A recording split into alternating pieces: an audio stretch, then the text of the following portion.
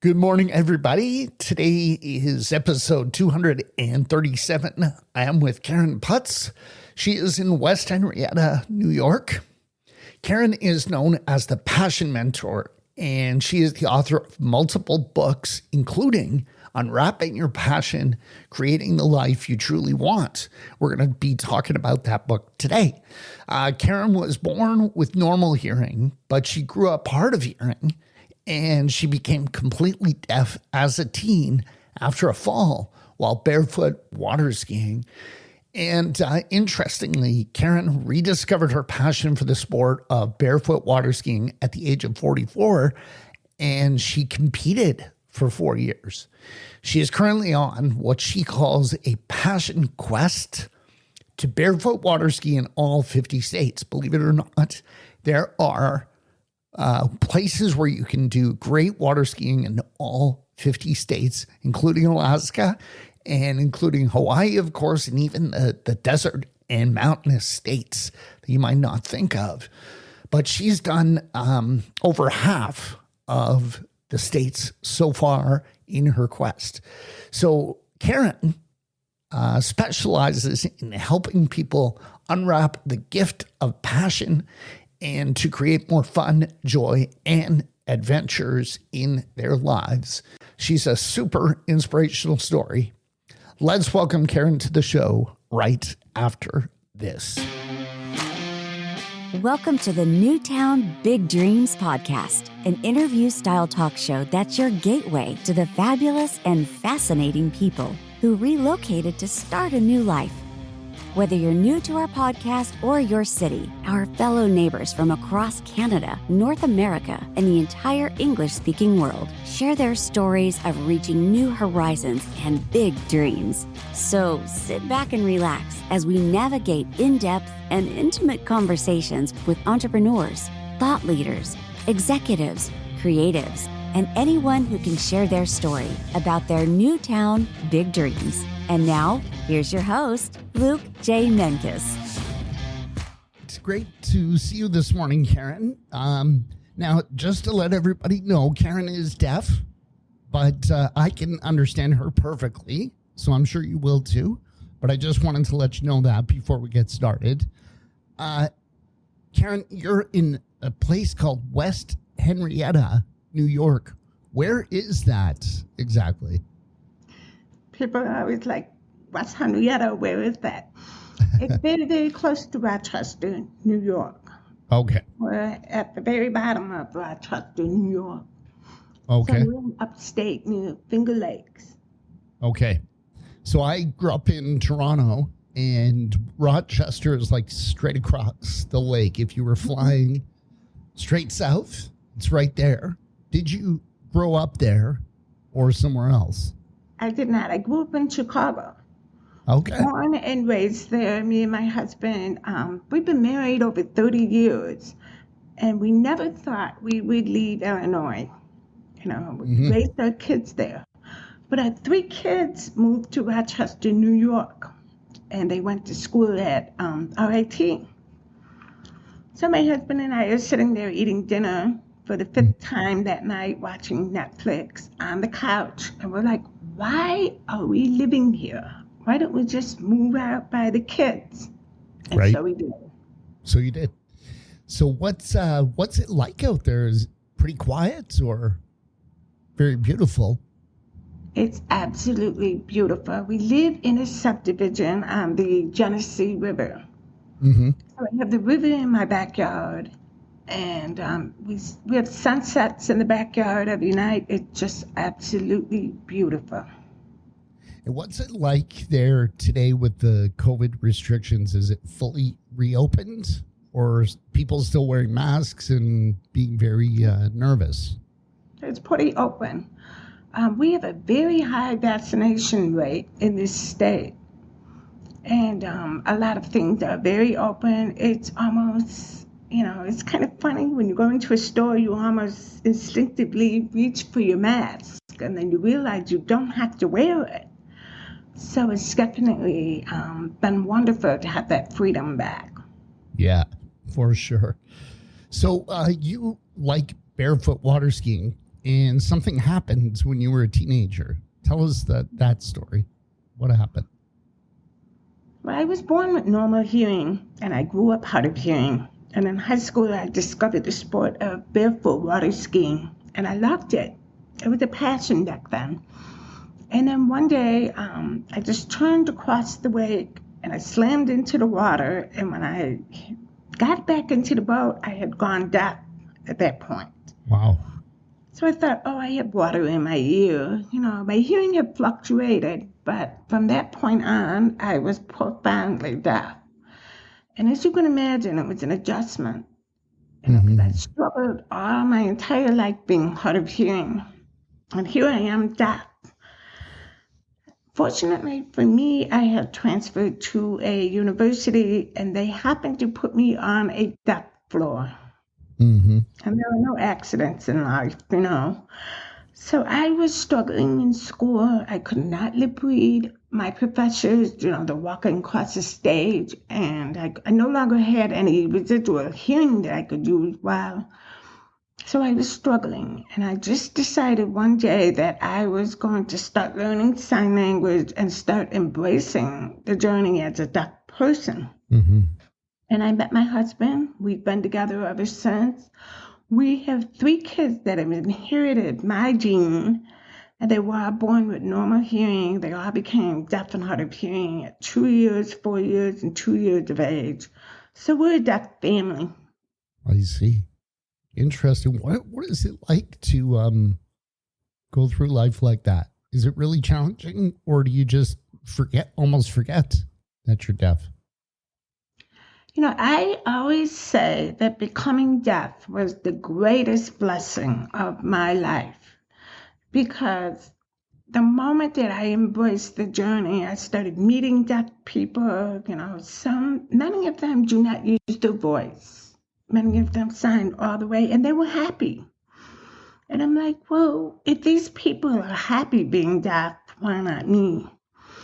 So I think part of it is when we embrace the stuff that is hard in our life, we start finding blessings in the adversity. And that's exactly what happened to me, is that I just, yes, it's hard at times. I've been, denied service in the drive-through. I can't always access things. Technology is wonderful. It may not be perfect. There's always challenges. There's always people who put down deaf people or may not see my value or my worth because I cannot hear. I see. So they may think because I can't hear, I must also be, lacking in the intelligence factor because I can't effectively respond in group conversations. So they tend to dumb me down a little bit. Yeah. But again, the blessing is embracing the journey, and, the whole world just opens up when you do that. Yeah. You mentioned technology. Can you tell us a bit how the technology has changed since you were a teenager until now when it comes to helping people with this condition? Technology has been everything. We would not be sitting here having this podcast 30 years ago. That's true. Because I would not have been able to effectively lip read you. I see. I'm using a captioning device right now, and I also have interpreters that can call in and sign. So the technology today has been absolutely amazing in opening things up. That's awesome. So how do I find my passion? So I'm just turned 52 years old, and you say that a person can find their passion at any age. So how do I find my passion? First of all, that whole find your passion thing is sort of like a misunderstood. It's really unwrapping your passion, because passion is a gift within us, and all too often we let the gift sit on the shelf. A lot of times we have this perception in our society that if you're 50, if you're 60, 70, you're over the hill. You're too old to be thinking of new things. You're too old to be a doctor, too old to graduate, too old, whatever. But passion, if you think about it, when you break it down to the fundamental thing, there's two things. Number one, passion is your joy. Mm-hmm. And immediately when you think of that, you're like, well, I know what brings me joy. You can look back in your past. There's so many clues. You can think about where's your mind going today? There's many clues. What's on your someday list? You probably have a someday list that's this long. Mm-hmm. Those are clues to passion. And the thing is, many people give up because the root meaning behind passion is the willingness to suffer. Really? When we get to that stage, we often give up. I don't want to suffer. It's too hard, too much work. It's impossible. So we never get to the highest level of passion because we give up too soon. I see. Now, going back to finding your passion, you need to sit down and think about what brings you joy. What would you do more of if you had, quote, time, money, health, whatever it is?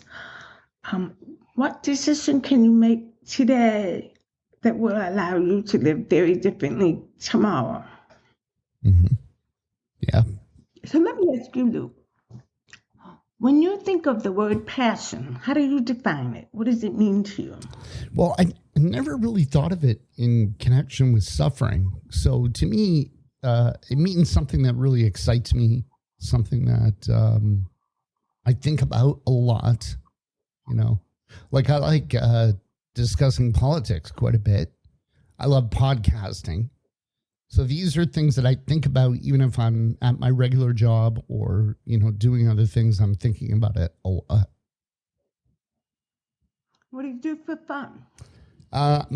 So for fun, I would say those two things. So I like to debate politics and I love podcasting. And I've got 4 daughters. So two daughters and 2 stepdaughters. So I like spending time with them. Travel. I love driving. I've always, when I used to live in Toronto, I would drive through upstate New York and go to the east coast of the States. So we would go to Virginia Beach and Hilton Head Island and Florida. I lived in my car as a teenager and young adult. So what is one trip that you have not yet taken that if you got to the end of your life and you look back and you didn't take that trip, what would it be? That's a good question. I think maybe driving through Europe, because I've driven all across North America.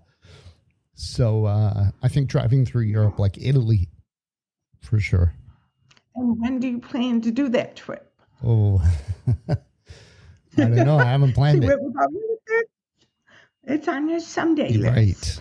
The problem with the someday list is too often we let that become someday instead of really making a plan for it to happen. Mm-hmm. My husband and I, we drove through Europe 2 years ago, and it was amazing. It was absolutely amazing. We spent a week driving through Amsterdam, Belgium, France, Germany, and back up to Amsterdam where I spoke. And then we flew home. Nice. So there's always things you can do to make things happen. Mm-hmm. Yeah. Nice. Very nice. Well, what do you tell people who feel tired and burned out? Because this is pretty common these days. When you are tired and you are burned out, it means you are serving your life from the cup instead of the saucer. Okay. So what we do is you need to fill up your cup first. You cannot continually deplete your cup because then there's a point where there's nothing left to serve. When you fill up your cup with your self-care, with your passion, with enjoyment, with eliminating the things that are sucking the life out of you, you start filling your cup up again. And once your cup is full, you serve from the overflow of the saucer. And when you serve from the overflow, your cup is always full. So when you are burned out, the first thing is to figure out what is leading to this burnout. What can you do differently to start bringing back the serenity, the bliss, and the joy in your life? For example, my husband and I, when we were living in Chicago, we had moved to a townhouse. We thought, oh, it would be wonderful. We don't have to do any work. We'll be able to do all these things. At the end of the day, the townhouse was slowly sucking out my soul. It was not where I wanted to be. I did not wake up in the morning thinking, oh, I love living here. So we moved. Now I get up every single day and I see this beautiful, backyard and sunsets and the river, and I am truly grateful. So we have to remember that we are not trees. We can pick up and move. We can go on new adventures. My mom, at the age of 87, decided to move to Nashville, where she knew no one, but she loved country music. And she spent the last year of her life in Nashville, So people, when they say I'm too old, I have 1,000,001 stories of people who are out there living their lives. Do we have time for another story? Yeah, please. Okay. So I'd hear people challenge me and say, okay, Karen, so you say you can unwrap your passion at any age. What if I'm at the end of my life? And I'd say, oh, I have a story for you. There was a man named Alfie Day in Australia, 109 years old, moves into a nursing home to live out the last days of his life, supposedly. The nurses found out that he had been a professional knitter, and a group of penguins had gotten caught in an oil spill, and they needed these little sweaters. So they asked him if he would knit. Sure, 109 years old, sure. So he gets out his knitting needle, and every single day he has a class for everybody in the nursing home. And he dies happily a year later at 110. So tell me again, why you can't unwrap your passion at any age. That's neat. So he taught all the other residents how to knit, and they made enough sweaters, I guess, for these penguins. Yep, he knitted those sweaters. And I guess the sweaters absorb the oil to. Yes, after they're bathed, it keeps them warm, keeps them from. I see. Removing the oil strips them of their natural, ability to keep warm. So the sweaters allow it to stay there until the oil builds up, the natural oil builds back up. But think about it. Passion is about how you live your life, not what you do. It's not the great what that we are looking for. It is the how we choose to live. Do you have an idea why some people find their passion and others do not? Yes, there are 5 levels of passion that will answer that. Because before, when I wrote this book called Unwrapping Your Passion, this book here. And I couldn't figure the answer out to that question. Why do some people just take off with passion, other people do not? And I discovered that there were 5 levels of passion. And the first level is that passion is born in what we are curious about. Think about that, curiosity. Then we start learning about what we're curious about. Then we get to that so-called passion stage, excitement, enthusiasm. Oh, I like this. This is exciting. I want to do this the rest of my life. I want to quit my job. I want to move to an island. That's the stage that we recognize. And the next stage is that awareness of, this is me. This is what I'm about. People give up between those 2 stages. And the final stage, the top stage of passion, is the recognition stage. People recognize the energy of passion in your life. Sometimes they associate it with what you do, like, oh, Luke, he's this amazing podcaster. No, they see your passion, they see your energy. You're at the top level of it. But many, many, many people give up between these levels. After the excitement wears off, they don't want to suffer. Right. They don't want to put in the work to get to the top levels of it. I see. So that's the reason people give up, because once, you love it, you love doing it, but there's always like hard work associated with it, or there's setbacks and things that happen, and a lot of people give up at that stage. That is so true. Or maybe the breakthrough doesn't happen. You've had how many episodes? Like almost 200 episodes? So I published 202. This will be 236. This one here, 236. So, and I have... What would have happened? What would have happened? I'm sorry here. I've got a kid who is deaf and doesn't realize we're podcasting here. No problem. Sorry. So, welcome to the Deaf House. So, think about this stuff. What if you gave up at episode 36? Yeah, I almost did a few times. Exactly, because it's hard. Nobody's listening. The number of views are so low. It's very discouraging. That is why people do not experience passion, because they don't keep that mission, that purpose, that the bigger view, the dream out of them. Yeah. So passion has to have some purpose attached to it. It has to have a dream. It has to have a drive. When people are really burned out, another thing I suggest is start a passion quest. I'm on a mission to barefoot water ski in all 50 states. That mission drives me. It gives me a purpose. It has a beginning. It has an end. Create a passion quest. It could be to podcast in every county in your province. Something. It can be anything. It could be to interview every politician that's on your docket. You make some kind of passion quest, and it drives you. Get up in the morning, and you know that quest is in front of you. I like that idea. So I would love to interview people from all 10 provinces and all 50 states, because part of this show is geography. So I love to talk about, the Finger Lakes in Rochester, where you're living. And every show I do that, we talk a little bit about where the person is from. And I love it because it's almost as good as traveling.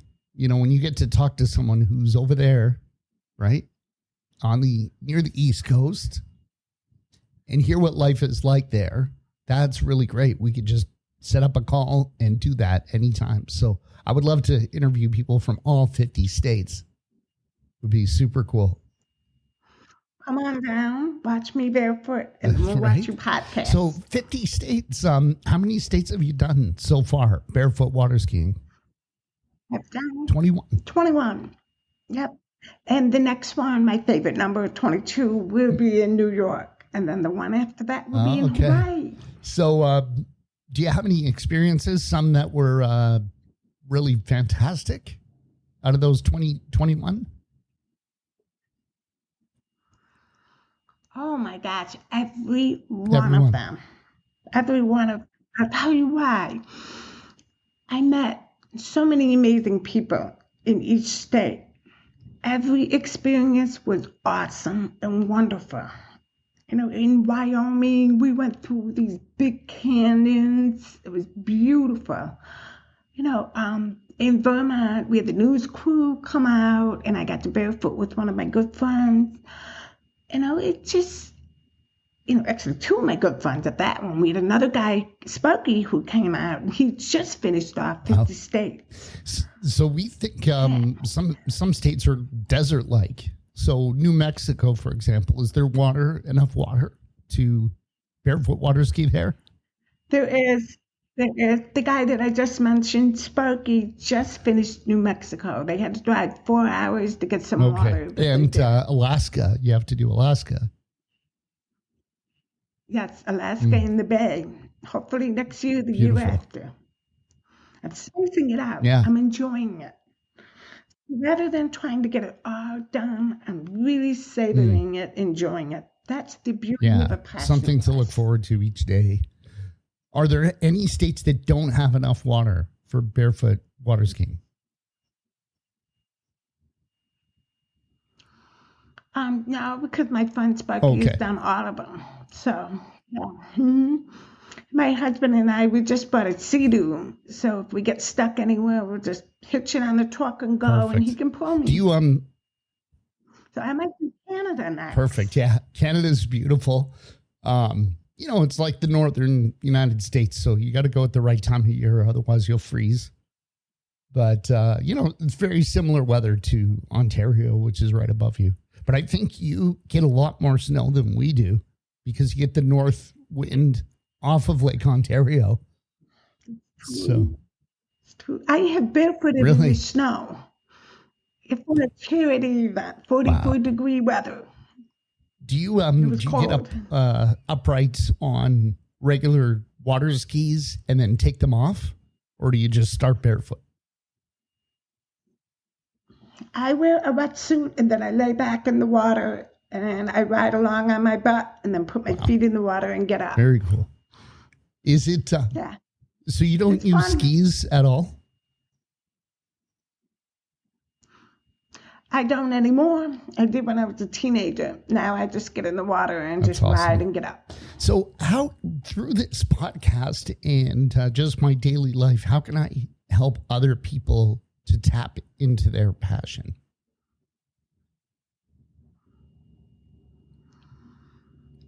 Passion is contagious. Think about it. It's a ripple. People can feel your energy. And so that ripples outward. The more that you show up every single day fully in your passion, the better off the world is, because we can feel each other's energy. So first thing is, when you get up in the morning, you have what I call an M&M morning. That's 4 things. You get up, you meditate. You create meaning in your life. You sit there and you think about what is meaningful to you, and then you motivate. You read something motivated, make motivational, inspirational. Think about how you will motivate others. And then movement. You need some movement every day. When you do that M&M morning, you start creating ripples. People see it and they they want what you have. And then they start doing those things that you're doing. And then the next thing you know, passion starts rippling. I love it. around. That's awesome. You've got a great website. It's called yourpassionschool.com. Tell us about your website and what we can find there. It's yourpassionschool.com and agelesspassion.com. Both of them are sites, and you'll find me on social media at agelesspassion.com. We will send everybody there. We put links right in the show notes so people just tap on it. You don't have to get off the treadmill and write something down. You can just tap on it, take you straight there. So that's awesome. Well, I've really enjoyed talking to you this morning. You may not know this, but I'm on the West Coast. So we started at 6 a.m. And I love it because everybody's still asleep. My phone's not ringing, no emails. So I can just focus on this. And I've had a great time. So thank you so much. I've enjoyed it. Thank you. We hope you enjoyed this episode of the Newtown Big Dreams podcast with your host, Luke Menkes, and his authentic guests. And we love our listeners and hope you subscribe now to learn more about the amazing journeys of our incredible guests who relocated to find a new town, big dreams. And remember, make your dreams big.